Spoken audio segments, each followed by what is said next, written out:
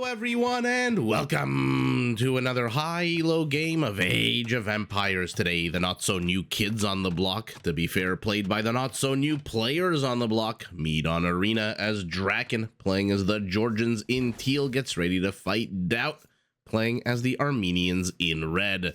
Now all the players heard their herdables explore their immediate and closed-off surroundings because we find ourselves on Arena, and I can already see that these map spawns are absolutely atrocious for both players. And try to get their butts up to feudal, probably Castle Age, who's kidding who, ASAP. Not a bad time for us to take a look at the Civ matchup we will be watching today, as these are the two newest civilizations, although with rumors and teasers, I should say, of the new DLC, may not be the two newest civilizations for much longer. Now, the Georgians, a cavalry-centric civilization with some powerful supporting bonuses. To start with, all of their mounted units automatically begin regenerating HP in the feudal age and can be upgraded to take up 15% less population space. Both of these features help them mass their unique unit, the Monaspa. This is a heavily armored cavalry unit whose attack actually increases when there are other Monaspas or Nightline units in the vicinity. Now, in addition, like the Tatars, very important for the Georgians to take the high ground, since all of their units and buildings take 40% less damage when fighting downhill compared to the usual 25%, although Arena, not exactly known as a map with any kind of elevations, very flat is this map, so a bit of a wasted feature or bonus, but one that is worth noting nonetheless. Now, to help the Georgians build as big and powerful an army as possible, they do start the game, as we saw, with a free donkey cart underneath their TC. Their fortified churches increase the work rate of nearby villagers by 10%, and their economy, their settlement, can be much harder to raid because repairing things costs 25% fewer resources. Their defensive structures, which FYI includes their town centers, can be upgraded to get a +2 attack boost, and their towers can be upgraded to deal pass-through damage. Now, who might want to attack, destroy the Georgians? Let's take a look to the north. Their neighbors, the Armenians, in this case controlled and played by DauT. Primarily an infantry civilization. To start with, all of their infantry come with extra line of sight, and almost all of them are available in Age earlier, which means spearmen in the Dark Age, longswordsmen and pikemen in feudal, and in Imperial, pardon me, oh, look at that mistake I just made, not in Imperial, in Castle Age, two-handed swordsmen, champions, and even halberdiers. Now, these same infantry units, except for the spearman line units, can be upgraded to get a big +30 boost to their HP, and their first unique unit, the warrior priest, blurs the line between man of war and man of the cloth, being an infantry unit that can actually heal friendly units and gather relics, while also being out on the map and kicking some ass. Now, to support their slower moving bipedal army on the battlefield, the Armenians can field a second unique unit, the composite bowman. This is a foot archer whose attack ignores the armor of all land units except for siege. Think of it as a Lithuanian Latus, but without a horse. Sold the horse, bought a bow and arrow, practiced a little bit of archery on the weekends, and pretty much cosplaying as a Lord of the Rings elf, and you've got yourself the composite bowman. Now, to help the Armenians get their military-industrial complex up and running ASAP, their first fortified church comes with a free relic inside. Their mule carts are 25% cheaper, and their mule cart technologies are 40% more effective, which means more productive Armenian miners and lumberjacks. So these are the two civs we've got, a very much infantry civilization versus a very much cavalry civilization. Although, to be fair, the Georgians, their infantry line is pristine. And so if you ignore the incredibly powerful features of having your infantry available in Age earlier and having Feriders to add extra HP to your, basically, I guess really only two units, right? The champion and the warrior priest. It doesn't really apply to the spearman line units. Think El Dorado with the Mayans and their eagles. Pretty much that. If you ignore those two really, really powerful, hard to ignore features, the Georgians, they have a pristine infantry line. Every upgrade available to them. So, yeah, it's very much one of those weird things in Age of Empires, where an infantry civ has a perfect archer line, or an archer civ has a perfect infantry line, or a cavalry civilization has a perfect infantry line. Lots and lots of checks and balances. You'd think it was like a government agency or something, the way these civs are designed. Now, a few things to look at while the players still in the Dark Age. Our Armenian in red going up to feudal a lot earlier than his opponent. He's already 44 seconds away. 3 important things to look at. Number 1, where are the internal resources? Nice and secure to the back is the primary gold. Secondary gold for DracKeN, a little bit in the forward position. Stone unknowingly placed right against the edge of flat earth, which means not exactly as much surface area for your villagers to mine it as you'd like. All 3 resources off to the side here for DauT, although primary gold, ooh, I don't know if a monk standing here can reach a villager. Well, he's definitely going to have a hard time, although monk conversion lines, much like Wi-Fi signals, seem to be able to penetrate structures. And so maybe a villager mining here is at risk. But to be fair, decent location for all 3 internal resources for both players. Nothing too risky. Second is you want to make sure there is no forest that forms part of your wall off, that you are fully secured, and an onager will have a hard time busting its way through, unless, of course, it goes to the peripheral sides, left or right, and then have a very easy time to bust through. So both players safe in that regard. And third, on Arena, usually there's a little bit of area of expansion. In this case, like I said, right in the very beginning of the game, yuckity yuck. Both players don't really have that. DauT at least has a little bit where you can fit, what, 6 farms, 7 farms if you add one back here, maybe 2 or 3 more over here. Whereas DracKeN, I mean, he's got these 2 little nutsack shaped expansion here with basically 1 farm, and then absolutely screwed on the left side here, unless he wants to wall this out, in which case he might be able to claim himself a nice piece of terra firma here on the left side of his base. Although, to be fair, the Armenians, they don't get siege onagers, but they do get regular onagers, and this is just 1 tree. And 1 tree is very much exposed here. The action in the center of the map is DracKeN chasing DauT. And now we are in the feudal age. You'll see at the bottom left of your screen, 5 heart plus means that this Georgian scout who, oh, why the hell did you enter into? Okay, well, it's a one-way trip for you, sir. Enters the base, is going to regenerate HP because he is a Georgian cavalryman. To be fair, though, if these villagers don't catch up, DracKeN can get a good amount of scouting done inside his base. Plus, he may be able to force something that almost never happens in Arena, some idle time for villagers as they huddle inside their town center. But we'll see what the hell the name of the game here is for our Georgian, as he is still 2 minutes away from castle. DauT hits castle, immediately fortify church, immediately Ark of the Covenant getting lowered into its secret compartment, and we are Armenian, which means this one comes with a free relic inside.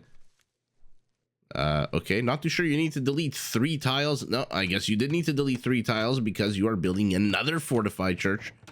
So, like Survivalist when he plays Armenians, it looks like DauT is going to go the way of the warrior priest in gathering relics. Remember, the warrior priest still does have monk armor, which means that these scout line units still do come with a juicy attack bonus against them. Now, unlike the normal monk, his way of fighting back is not through magic powers of raising your hand and going, whoa. No, he's got a hatchet and a dagger. And so he can actually reduce the HP, although not that much HP reduced, by the way. Looks like it is our Georgian who draws first blood. But you get enough of them out. They can heal each other. The dagger gets put away. The giant golden cross comes out. And now you've got 3 of these guys. Would you rather have 3 of these or 3 monks against 4 scouts? I mean, you're dead either way. Who's kidding who? With the monk, you may get 1 conversion. With these warrior priests, you may get 1 kill. But DracKeN, respecting the presence of these 2, I mean, overly respecting the presence of these 2 warrior priests a little bit. I think he could have taken that fight. I don't think he really needed to be that hesitant, especially in 4 seconds. Or maybe, you know what, he is waiting until he has the light cav, and now he's going to engage. Now the attack bonus is massive, plus 10 against monk armor. And there you go. 3 kills to 0. The injured light cav comes back, gets a 4th kill. At the same time, I see the teal dot has disappeared inside of the base, and it is the town center. Or if you want to be super duper accurate about it, the villagers inside the town center that get the kill. I wonder why the game allocates the kill to the TC and not the unit inside the TC. I mean, the town center is just an inanimate object, right? An inanimate structure. Looks like there are 2 units dead here. One warrior priest, 1 scout. Should it be the villager? Would it be fun if the game randomly allocated a kill to one of these villagers? Well, there's a stoner thought for you if there ever was one. Both players are in the castle age. Second town center going up for our Georgian. Okay, could have shoved it in a little bit more, I feel like. But the donkey card is here, so not too much space for him to work with. And again, he can't really expand to the left side because it is still open. Another warrior priest dies. Another light cavalry barely has any HP. So far, our Armenian has gathered 2 relics out on the map. Our Georgian is returning home with a 3rd, which means somewhere out there is a monk or a warrior priest holding a relic. And there you are, sneaky, walking by this pine tree that has seen better days. This Christmas tree has been up for a while. Okay. Well, there you go. It didn't even look like the light cav attacked that unit. They just charged their destriers straight into it. And it collapsed, but there you go. Well, look, in the debate of monks versus warrior priests, it certainly does seem like warrior priests can return the ass kicking to the light cavalry. I'm assuming by now, if every one of these warrior priests was a monk, there would probably be like 3 or 4 conversions, but a lot of dead monks. Now, warrior priests are not exactly cheap when it comes to gold, 60 gold, but that's still cheaper than the 100 gold that a monk costs. And DauT is not done. Okay, he kills, look at this. The holy men of Age of Empires lie dead, one right next to the other. If that is not a metaphor for something in real life, I don't know what is. Draw from that what you will. Another town center, or rather a town center going up for our Armenian, while another, oh my god, I said this is a nutsack shape. I guess that would make these the testes. Oh my goodness, I am so bad. I apologize. Not every game has to be R-rated. 5 relics for our Armenian, a 6th and 1 only for our Georgian, which means stage 2 of Arena is over. Stage 1, the players rush to Castle H, some quicker than others, and looking at you, DracKeN. Stage 2, they fight over the relics, and man, was they're fighting over the relics. The dead bodies still haven't decomposed into this dead grass here. And stage 3, once all the relics have been gathered and accounted for, it is time. It is time to fight. Now, DauT, cock of the walk, is keeping his relics here. Might want to build, now fortified churches aren't exactly a cheap structure, but might want to build one to the rear, maybe even behind here, and start what's the word I'm looking for? Shuttling those relics backwards. Speaking of shuttling, DauT channeling his inner survivalist is gonna put a bunch 8. He's gonna train 2 more. He is training 2 more. 10 warrior priests en route. Light cav are going to discover this basically halfway through the journey. Okay. DracKeN did notice. I wonder if he noticed that it was a siege tower or just saw a red dot. He's definitely going to see that it's a siege tower now as it deposits its payload.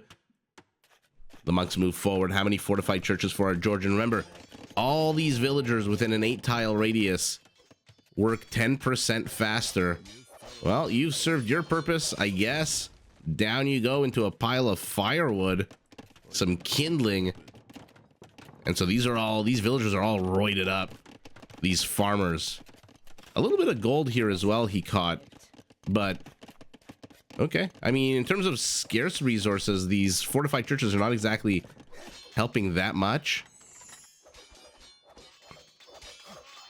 And DauT is keeping the gate open. And yet again, you'd think we were in early Castle Age here, but there you go. A number of units dead for both players. More warrior priests moving forward. You do have +1 armor. The light cav for DracKeN, no armor, no attack upgrades whatsoever. And now both players, I mean, this is something we almost rarely see. First, it was DracKeN who shoved his scout into here. Now it's DauT who's shoving his warrior priests into here. Okay. Them healing one another. This is amazing. Just a bunch of bros out in nature behind enemy lines. I mean, I was gonna say, it doesn't really look like they have much to heal, but they're all at their max HP. The problem for our Armenian is that Bloodlines just got researched. So these scouts, 7 of them have 140 extra HP of ass kickery. And here we go. Why? I mean, this is not the first time DracKeN has been a little shy to engage here. Does he want to heal up his units? I don't see. Last time it was because I think he was waiting for the light cav to become scouts to become light cav.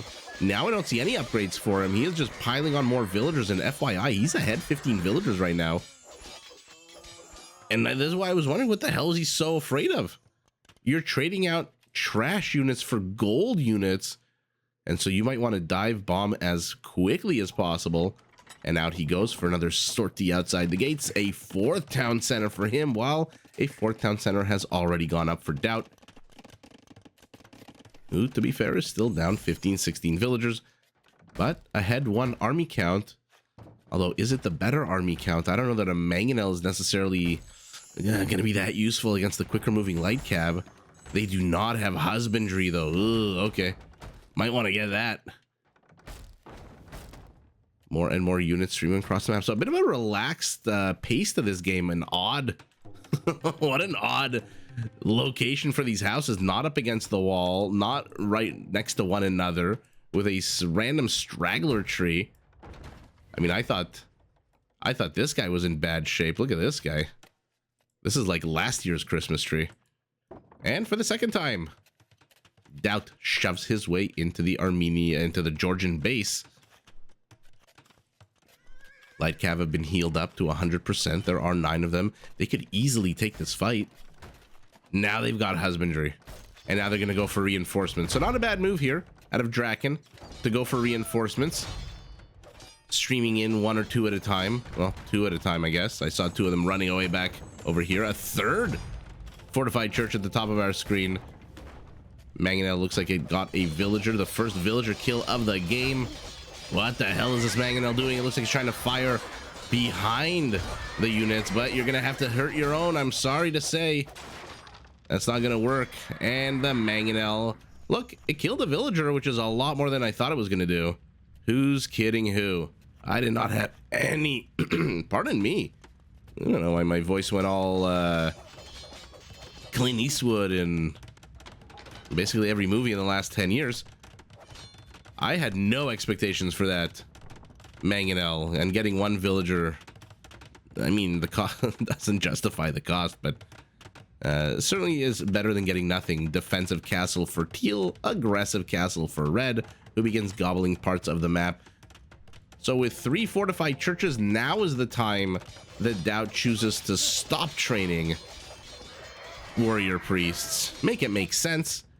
Of course, he's saving what little food they cost to go up to the Imperial Age. We'll see if he trains more now, but what a weird thing to do is to build a 3rd in the forward position and then just stop training them all together. Why did he even build it? Did he think if he builds it that the light cav will come? I don't know. I think you need James Earl Jones to have that happen to you, but Armenian, as I just mentioned, is going up to Imperial. Juicy castle right in the center of the map. A university in the center of the map as well, but Georgian castle is up, which means Monaspas. I mean, they have proven themselves to be probably best unit in the game at the moment when clumped. Their HP isn't anything to write home about, but their armor and the fact that they hit on a 22 if you clump them makes them such a badass unit, such a hard unit to fight against. But for now, our Georgian is giving us no indication other than he's going cavalry because he's getting the first armor upgrade. And where are the Monaspas? Okay, he spent all his gold going up to Imperial as well. Discovers more and more infrastructure, more fortified churches being plopped down. Has he ferried his relics backwards yet? No. So this is a pretty aggressive push here. Despite the fact that not much is happening at the moment, this is a pretty aggressive push out of our Armenian. Our Georgian, though, expanding to the right. Donkey cart even further east, and he is gobbling up stone like nobody's business. Are we going to get to see Svan Towers? DauT did a video on Svan Towers, I think a few weeks after these civs came out.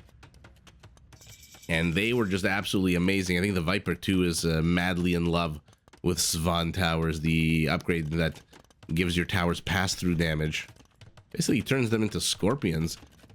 Oh! Oh! Okay. Cavalry archers? Against the Armenians? I mean, we know skirmishers fare kind of not great against composite bowmen, but I don't know how, and composite bowmen there are with 8 of them inside this castle. I don't know. Okay. We'll see how it all works out. Feriders.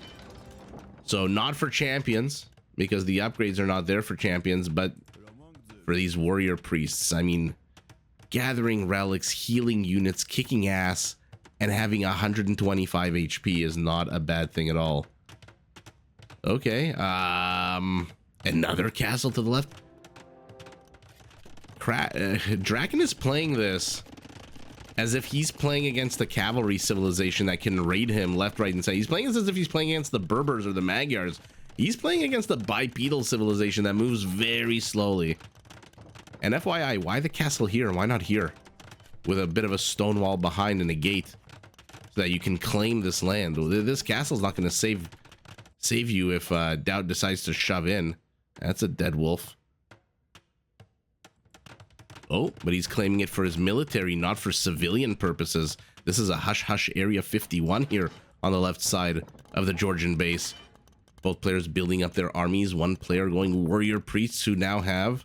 I'm trying to click one, but they're staggered. Oh, my clicking is so shitty. 125 HP each, but heavy cav archers with chemistry and conscription are going to be hitting this like a ton of bricks. What's the armor right now? I mean, 5 pierce armor isn't bad against an 11 attack. Really isn't bad. I mean, what is this? Castle defense here from both players? I love this attempt here by DracKeN. Like, okay, yeah, you're going to sneak behind enemy lines, and here we go. The armies are massive. There's a giant boil of a forest right in the middle of the battlefield. Yuck. We'll see how the players decide to maneuver that around that. Okay. Not the most brilliant move out of that one guy. There's always some Leroy Jenkins unit that charges in and screams warrior priest and then rushes into his death. Although we'll see if it causes the death of his teammates, as Leroy Jenkins famously did. No one's building this castle just yet. He's busy repairing, and remember, 25% fewer resources to repair your structures as the Georgians. And he's gonna need it with 3 trebs raining fiery chemistry balls upon him. You know they're god chemistry because it's +1 and the balls are aflame. Okay, that's 1 dead Georgian treb, but how many warrior priests will he lose? Really starting to lose a bunch of villagers. 3 more dead villagers, 4 more dead villagers. But down is the structure. Down is the structure. Warrior priest meat shield is still here. Georgian hussars are all dead. Lightcap became hussars in the middle of all of that. Oh, DauT spent the money on the elite composite bowman upgrade. Arguably one of the least useful elite upgrades in this entire game. The only thing it does, if I'm not mistaken, is gives you extra melee armor and 5 extra HP. Oh, the usual distraction meat shield while the cav archers rain holy hell down upon you. I still don't know who's taking this. The composite bowman numbers are falling. He's training 13 at a time, but our Georgian is training 10 cav archers at a time and hussars.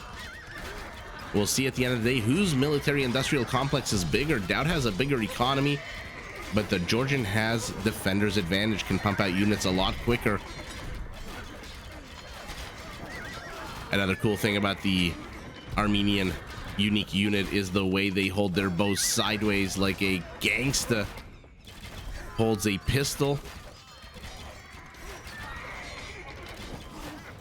Now your armor ignoring attack does not ignore the armor of siege units, which means that treb is safe. He says, as the treb basically dies 4 seconds later. Numbers here, though, for DauT are falling. He had a huge military advantage a little while ago, but now the numbers are just not here. He's got a good amount of resources, but again, warrior priests cost 60 gold. Champions do not. Composite bowman, I'm trying to remember, 40, the usual archer, 45 gold. And the more of these shitty, cheap hussars you can throw into the middle, shitty in the sense that they live for 2 seconds and die, not shitty in that they're bad. They're actually quite good. Probably one of the game's top 5, top 10 hussars, which is not really saying much, but whatever. The more of them that he shoves in here and the more the composite bowmen attack them, the more the archers are just killing these bowmen. 28 cav archers, 64 kills. And now the numbers are really not here for DauT. He's got 2 castles left, training 6 bowmen at a time, 8 warrior priests, but they pop out, they walk, and then they just die. Red Treb, what the hell were you doing here in the middle of nowhere? I like that DauT is using his Trebs to attack cav archers, and now that the enemy Treb is out to attack that. But you are not a Hunnic Treb, you are not a Britain Warwolf Treb. That being said, distance not that long, so accuracy not that bad. And again, the warrior priests are just being streamed in one at a time. Where is the Georgian meat shield all of a sudden? Where are the hussars? Okay. DracKeN is running a little bit low on food. Way too many villagers on wood if he wants a meat shield. Way too many villagers on food if he wants cav archers. So kind of stuck between a rock and a hard place economically. I see a bunch of structures here for DauT. Oh, now you're adding skirmishers. We'll see. To be fair, we'll see if that works out. Only 15 cav archers, but it is our Georgian who will have the skirmishers out first, and a lot of them. 19 skirmishers en route. Composite bowmen are busy attacking villagers. Trebs are firing on Trebs. More and more chaos here. Something is happening down south. There is a teal building that's on fire. A flame under attack. Nobody's losing any Trebs by virtue of these brave villagers repairing, but ultimately, DracKeN is the one who gets outnumbered here with the military-industrial complex. First of all, what the hell was happening here? Okay. All right, so they killed a villager, and then not wanting to rest on their laurels, now they're attacking the university. And that is probably going to take about 1 billion. Yeah, after all that work, 31 HP has been reduced. So it is, in fact, DauT, with what I thought was a bit late to the party transition with elite skirmishers. Has he revealed them? Yeah, he has revealed them. So DracKeN sees the elite skirmishers, and DracKeN for a while looked like he was about to overwhelm DauT. Unfortunately, his Trebs are attacking Trebs, which means the castles are still up, now 3 instead of 2.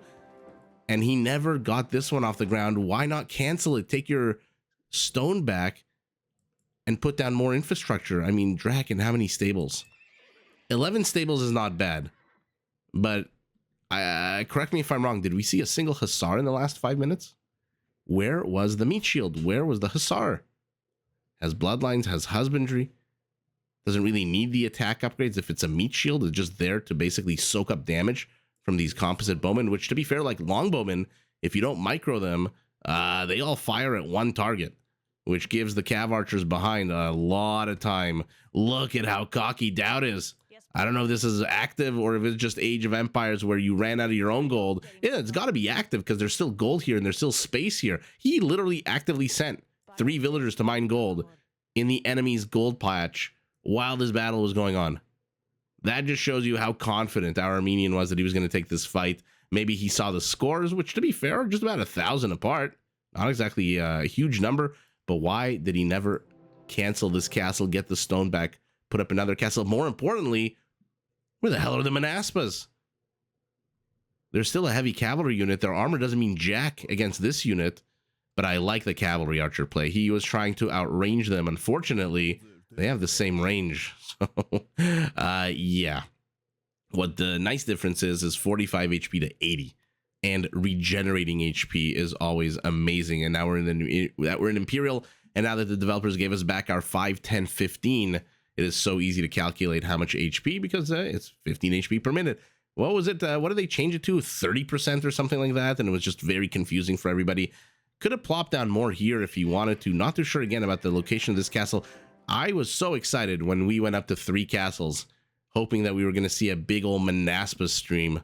And ultimately, these castles were, I don't know for what, to be honest. I am not sure why he felt the need to get 3 castles. I mean, he didn't even research a single tech. Do you remember how excited I was 20 minutes ago for Svan Towers when he started gobbling up all the stone here? He did gobble up all the stone here, but instead he plopped down 1, 2, and, you know, in Potentia Castle. Not really a real, not like Pinocchio, not really a real boy, you know, just a shell of a real thing. And ultimately just can't hold on against the never-ending reinforcements. DauT doing an amazing job removing defenders' advantage by plopping down massive amounts of infrastructure here. 6 fortified churches, 5 relics gave him 4,400 gold. Let's take a look at the numbers. Speaking of that, 100 hussars. Where the hell were you in the last 5 minutes? Light cav. Oh my goodness. Heavy cav archers. Skirmishers right towards the end. Did they even get a single kill, these skirmishers? 2 whole kills. Okay. Well, there you go. So they were a little bit late to the party, but to be fair, so were DauT's, who have 0 kills. DauT for his part. Composite bowman going unique unit play and getting ferreters. Highlighted, of course, the wrong unit. Where are you, Mr. Warrior Priest? 125 HP. Yes, I speak English. Yes, I know words. And ultimately did get ferreters. Did not get Silesian Fleet. Just FYI. There's no water on this map. Sometimes on Arabia, I like to point out the lakes. But speaking of not getting upgrades, pretty much one of the most useless upgrades on a land map. Are there? I'm trying to think if there actually is a more useless upgrade on a land map, on a pure land map, than Silesian Fleet. In any event, the economics. Wow! If you remove the relics, our Georgian actually had more, which is not surprising, since remember, every single one of these fortified churches increases the work rate of villagers by 10%. Needed to put another one here. I'm glad that he put this one here next to the stone, but I'm not too sure when he put it. Was it before or after the stone was mined out? So if you remove the relics, the economies are basically identical, which is not great for the Georgian. Should be better. He gets the trash. Our Armenian with the map control gets the scarce resource. Although, take a look at the stone count. Ooh, okay. Pretty much identical, but look at the gold. Half of that advantage is relics. Half of that is mining. No conversion. 6 raisings to 2. Not that kind of game. And look at the final kill count. After 46 minutes, it is identical. I mean, I'm not going to count one as a difference. What is that, like 0.25% difference? 0.00232? I don't know what. Identical kill count. One killed a little bit more in terms of economics. One killed a little bit more in terms of military. But at the end of the day, 46 minutes in, these 2 titans, who, to be fair, their Elos are not that dissimilar, get an amazing kill count. But ultimately, DauT, with the Armenian military-industrial complex, the Armenian unique units, and the never-ending push, whether it's 10 warrior priests ferried over the gate, whether it's Armenian, I was going to say Armenians cosplaying as elven archers from Lord of the Rings, because to me, that's what they look like. I mean, apologies if this is like a traditional costume in Armenia or something, but to me, they look like, you know, at the Battle of Helm's Deep or some kind of battle in The Hobbit. They look like elvish soldiers to me. I don't know why. Maybe the cape, the pointed helmet. But in any event, the cape, pointed helmet aside, what they are pure badasses. 29 of them have 36 kills, which is not great. But their HP is so much lower than cav archers that you don't really expect them to last that long. And so ultimately, with the numbers, with the kills, and with the ignoring of the armor, and more importantly, the 125 HP on the warrior priest, it is DauT with the unique units that takes the W, but GG to both players. Did you enjoy this video? Check out these other clips and make sure to subscribe and enable notifications so that you're notified of my latest uploads.